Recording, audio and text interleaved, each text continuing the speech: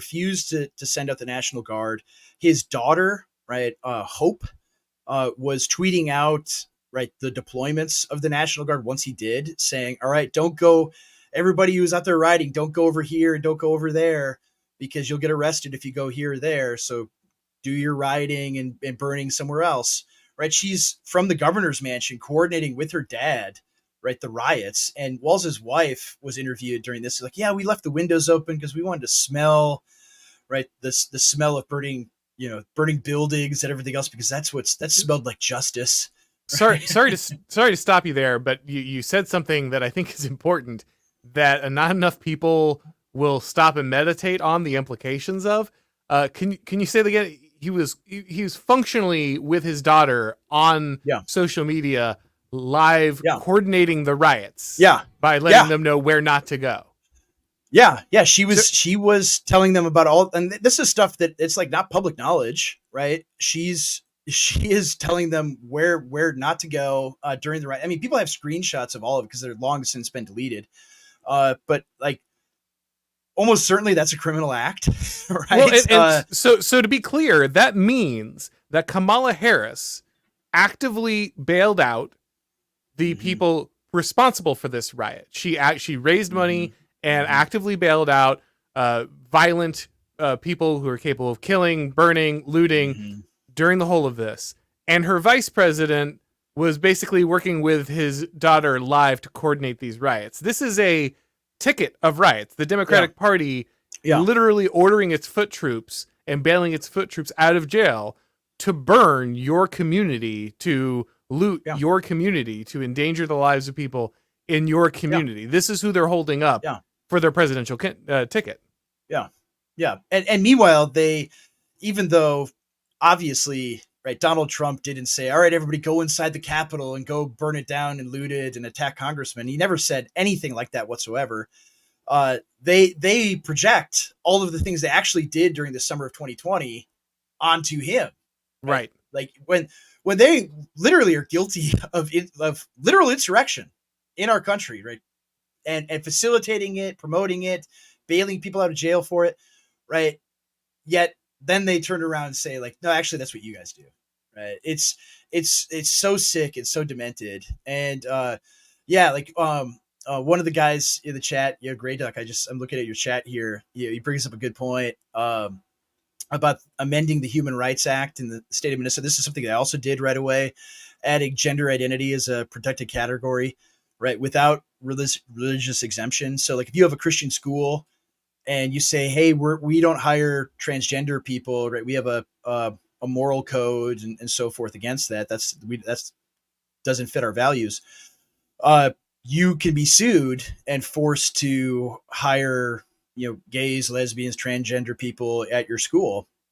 And within that bill, this is the other thing regarding that bill. They tried to make pedophilia a protected class, and it got squashed in committee. Right. Yeah. They attempted to make it protected. And Walz was going to sign it. Like that. This is how these people think. Right. It's so sick.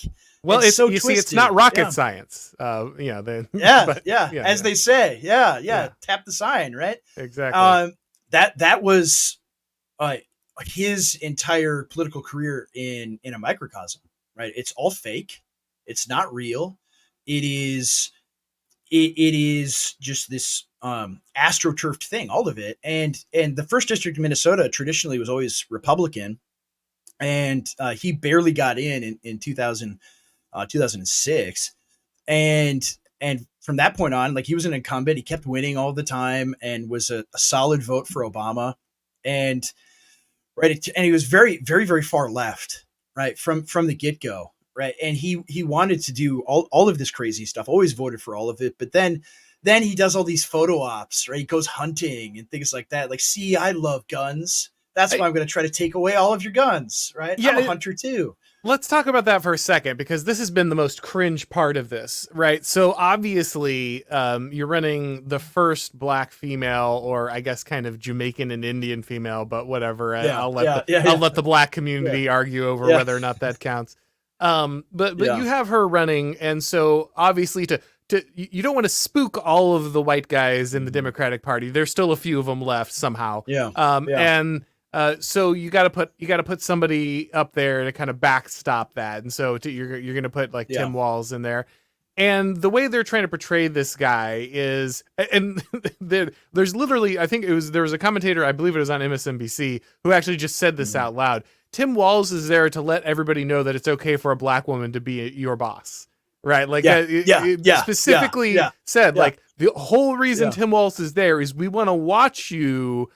We want to watch a white man play second fiddle, and that's the thing you need to be prepared for. Like, we're doing this so you can learn your place in the new order. Things like, oh wow, okay, well that's on the nose. But you know, you have the forced camo hat, and you know, literally, you know, members of the Democratic Party being like, see, he has a camo hat, and so therefore we don't hate white people, right? Like we don't hate the rural poors because there's a camo hat somewhere in our. I think there was an entire. I'm trying to remember if it's like a Vox article or Huffington Post article being like, it's white people, it's okay. Tim Walz owns a camo hat, and so that's fine. What do you think about this kind of astroturfing of him as a hunter, an outdoorsman? You know, he's a basketball coach. He's just one of the guys that would flip burgers in the backyard, but also would castrate your child. You know. Yeah, exactly. Like it is, it's so disingenuous and so fake, and of course,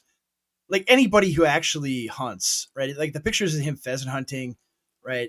I go pheasant hunting. I know what it actually looks like. For one, like the shotgun he's carrying is like $4,000. It's made for trap shooting. It's way too heavy to carry out in a field where you're gonna go walk for like 10 miles through high grass. Right, that's heavy. You don't want to do that. You want the lightest thing possible. Every part of his hunting gear looks like it was just bought off the shelf. Right, still got all the wrinkles and everything, the folds in it. I mean, it looks like the right. If you think of like the Charlottesville Fed Nazi with the folded flag, the flag, right? It looks right. It looks just like that, right? Or he's like he's like astroturfed. Yeah, he's like a PX Ranger, right? Like shows up to the army unit with all the high speed stuff he bought off the shelf. You know, he's the most well equipped guy there. Exactly. So it's so fake. You do have a lot of these guys, unfortunately, who are like the Yellowstone meme. You know, Kevin Costner sitting in the back of a truck. Like it reinforces them as well. See, he's one of us. He's a solid guy, and I'm going to vote for him. But I don't care if he's going to cut the genitals off of children or tax unrealized capital gains, right? He's got a camo hat, right? I mean, you do have people that think that way, but none of those people are going to vote for Trump anyway, either. Right. So it's all just this totally fake thing. I mean, just looking at like the DNC and all of it, I've never seen anything so like palpably not real, right? I mean, obviously, just as cringy as all get out, but every part of it is just like this carefully orchestrated cringe fest where they didn't say anything of substance whatsoever the entire time about any of their policies. It's just like Trump is really bad and we're the good guys. Like that's their entire campaign. And to be fair, that's a good campaign. That's actually what politics is. That's the only one they can run, right? And it's the right one for them to run. Yeah. Yeah, if I were them, I'd be doing the same thing. And it's like, no. And so part of it, like you look at the logic of why they select Walz. I mean, I think there's a few factors. One is it was a loyal Obama guy his entire tenure in Congress. He's rewarded by the Democratic Party with the governor's mansion in Minnesota.